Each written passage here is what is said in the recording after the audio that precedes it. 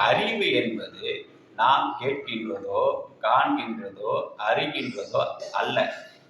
எனில் இவ்விதம் கேட்கின்றதும் காண்கின்றதும் அறிகின்றதுமாகிய இவையாவும் தானாய் அறிவாய் இருக்கின்ற பொருள் தன்னிலிருந்து வெளியே வந்து வியாபித்த போது அதில் பிரதிபிம்பமாகவும் பிரதியொலியாகவும் எதிரொலியாகவும் கேட்கவும் காணவும் அறிவும் செய்ததாகும்.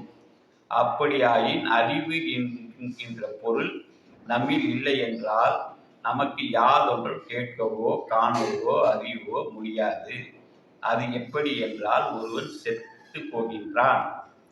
செத்து போனால் பிணமாகின்றான். அந்த பிணத்திற்கு ஏதாவது கேட்பதற்கோ காண்பதற்கோ அறிவதற்கோ முடியுமா? முடியாதுங்க, கட்டாயமா முடியாது. அது ஏன்? செத்து போனதால். செத்த போது அதற்கு என்ன இல்லை? அறிவு இல்லை. அறிவு இல்லாமல் இருப்பதற்கு காரணம் என்ன? ஜீவன் இல்லாததால். ஜீவன் இல்லை என்று எவ்விதம் தீர்மானித்தீர்?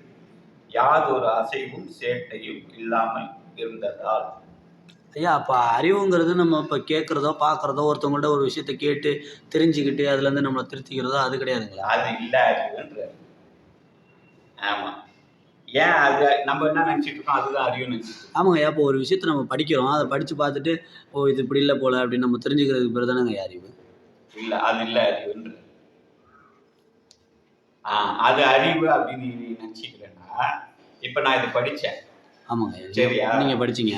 இப்போ படித்து நான் தெரிஞ்சுக்கிட்டேன், நீயே தெரிஞ்சுக்கிட்ட. ஆமாங்க. இப்போ உனக்கு அறிவு உண்டாயிடுச்சா? இல்லை, வரலைங்களே. இது புரிஞ்சிடுச்சு. இப்போ நான் படித்தது புரிஞ்சுது, எனக்கும் ஓரளவுக்கு புரிஞ்சிருக்கு. வாங்க, உனக்கும் ஓரளவுக்கு புரிஞ்சிருக்கு. ஆனால் இப்போ உனக்கு அறிவு வந்துச்சா? இல்லைங்க ஐயா. அப்போ தெரிஞ்சிப்பதால் புரிஞ்சிப்பதால் பேசுவதால் அறிவு வருமா?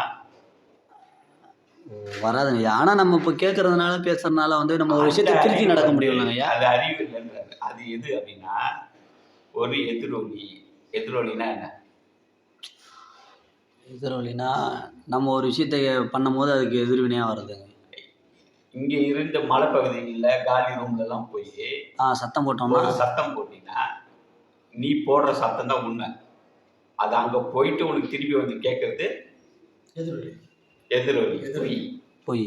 அது போல உண்மையான அறிவுல இருந்து ஏதோ ஒரு எதிரொலி வந்து உனக்கு சொல்லி கொடுக்குது. உண்மையான அறிவு வந்து உனக்கு சொல்லி தரல, பிரதிபிம்பம். இப்ப இங்க லைட் இல்லை, இந்த லைட்டை போட்டுக்கிட்டேன், இது ஒரு வெளிச்சம். இப்ப இது உண்மையான வெளிச்சமா? இல்ல, வெளிச்சம் இல்லை. இதுக்கு பேரு பிரதிபிம்பம். ஒன்ன உருவாக்கி கொடுக்குற. இப்ப சூரியன் வெளியே அடிக்குது, நல்லா வெளிச்சமா இருக்கு. ரூம்ல வந்து வெளிச்சம் கம்மி. அந்த சூரிய வெளிச்சத்துக்கு முன்னாடி ஒரு கண்ணாடி வச்சுன்னா அந்த சூரிய வெளிச்சம் நம்ம ரூமுக்கு வரும். ஆமாங்க. அதுக்கு பேர் என்ன? பிம்பம். அந்த கண்ணாடியில பட்டு அப்படியே அதாவது அது பிரதிக்குது. ஆமா, பிரதிபலிக்கிறது அது. இது வந்து பிம்பம். அது வந்து பிரதினா உண்மையானது.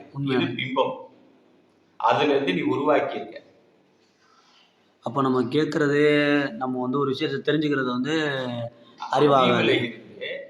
ஒரு பிம்பத்தை நீ உருவாக்கி கேட்டுக்கிட்டும் பார்த்துக்கிட்டும் பேசிக்கிட்டும் இருக்க. ரியல் இல்லை. அப்ப ரியல்னா நீ அறிவாவை மாறணும். அறிவா எப்படிங்க மாறுது அப்படின்னா